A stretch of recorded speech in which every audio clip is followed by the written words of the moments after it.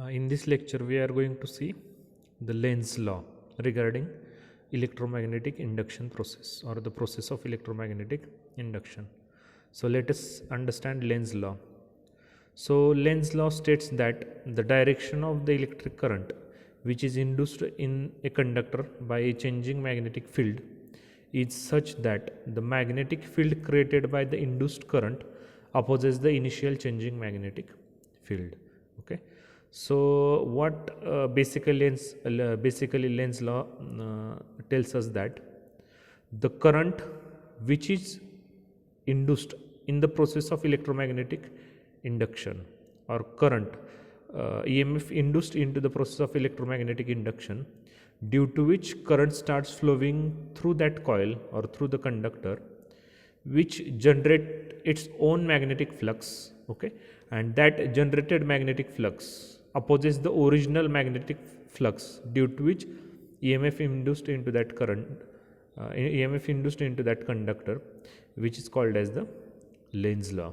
Okay, so we can understand that concept with the help of this given figure. Okay, so you can see on the left hand side there is a bar magnet which has two poles, north pole and south pole. Okay, and on the right hand side there is a coil or a loop. Okay, and across the coil there is a galvanometer is connected. Okay, so the bar magnet is a movable magnet. Okay, so you can see the direction of the motion. Okay, so and that coil is the stationary in nature. As we move the bar magnet towards the coil, or as we move the bar magnet away from the coil, okay, the flux linking to that coil is also changes.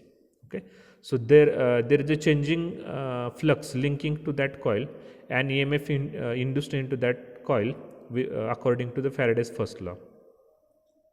Okay, so due to the EMF induced into that coil, the current starts flowing through that coil. Okay, and as the current starts flowing through that coil, the coil can generate its own magnetic flux across it. Okay, so we can see there are two poles, north pole and south pole, generated across that coil. Okay, so the flux generated by that induced current, okay, opposes the original magnetic flux. Okay, that process is called as the Lenz law. Okay, or that phenomenon is called as the Lenz law. Okay, so we can say that bar magnet has a two poles, north pole and south pole, and also due to the process of electromagnetic induction, the EMF induced into that coil, and coil also generates some magnetic flux, or the coil has two poles, north pole and south pole, generated across the each end of this that coil. Okay, and that north pole and north pole starts opposing to each other. Okay, that phenomenon is called as the Lenz law. Okay, so let us see the equation. So we can see the Faraday's second law. Okay, according to Faraday's second law, induced EMF is depend on the rate of change of flux linkage. So E is equal to N d phi by dt, but that equation has a plus sign.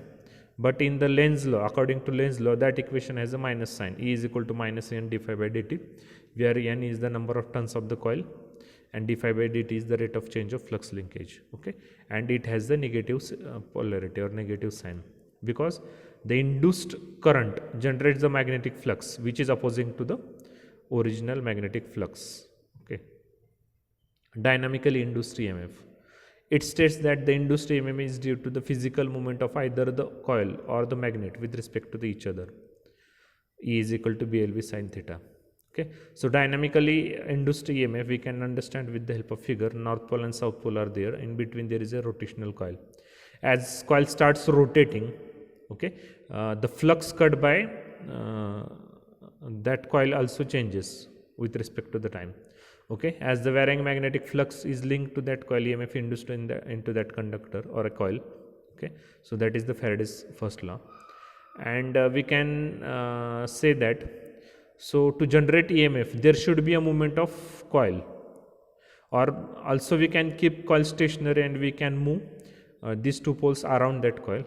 So to generate EMF into that coil, there should be a physical movement of either coil or that permanent magnet with respect to each other, okay, which is called as the dynamically induced EMF. So dynamically induced EMF is the EMF induced into that coil due to the physical movement of coil or the physical movement of that poles, okay, with respect to each other, which is called as the dynamically induced EMF. And E is equal to BLV sin theta. B is the magnetic flux density, L is the length of the coil, V is the velocity of coil rotations per minute, and sin theta is the angle made by that conductor with respect to the reference axis. So E is equal to BLV sin theta. Statistically induced EMF. So the flux linkage taking place with the conductor is changed by changing the magnitude of the current that produces the magnetic field. So there is no any physical movement of magnet and conductor, hence called as the stationary induced EMF. So in the stationary induced EMF, there is no any movable part. Okay, so everything is stationary. You can see there are two coils, coil A and coil B. So coil is connected to the battery, okay, with one pot. As we change the resistance of pot, the current flows through that coil A is also changes.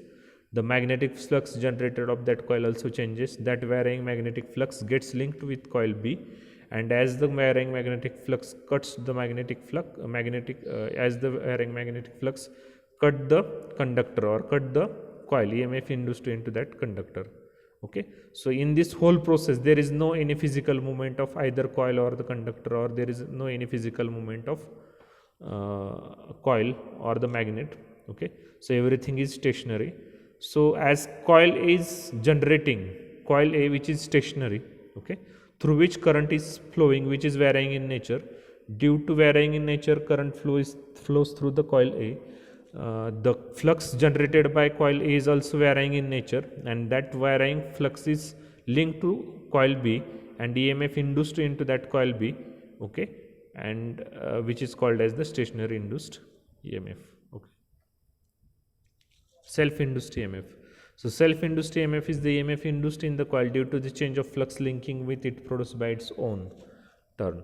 E is equal to minus L di by dt holds. So you can say that there is a one coil and one battery is connected across it with one pot. As pot, we can vary the resistance of pot. If we change the value of resistance, okay, the current flows through that coil also changes. As current flows through that coil changes, the magnetic flux generated by that coil is also changes. That varying magnetic flux links its own coil, okay, or links itself, okay. Due to the linking of that varying magnetic flux to that coil, okay, an EMF induced into that coil, which is called as the self-induced EMF. E is equal to minus L di by dt. So L is the inductance of that coil and di by dt is the rate of change of current.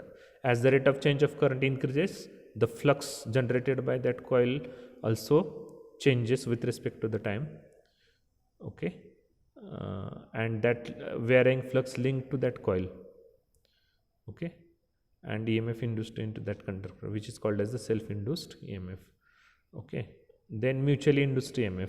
The EMF induced in a coil due to the change of flux produced by another neighboring coil linking to it is called as the mutually induced EMF. So here are two coils, coil 1 and coil 2. So varying current is supplied to coil 1, okay, due to which varying flux is generated by coil 1. That varying flux gets linked to coil 2, okay, and EMF induced into that coil according to the Faraday's law, okay. So there is a mutual connection between coil 1 and coil 2, okay, and due to which EMF induced into the coil 2, which is called as the mutually induced EMF. Okay, so with this we are going to stop here.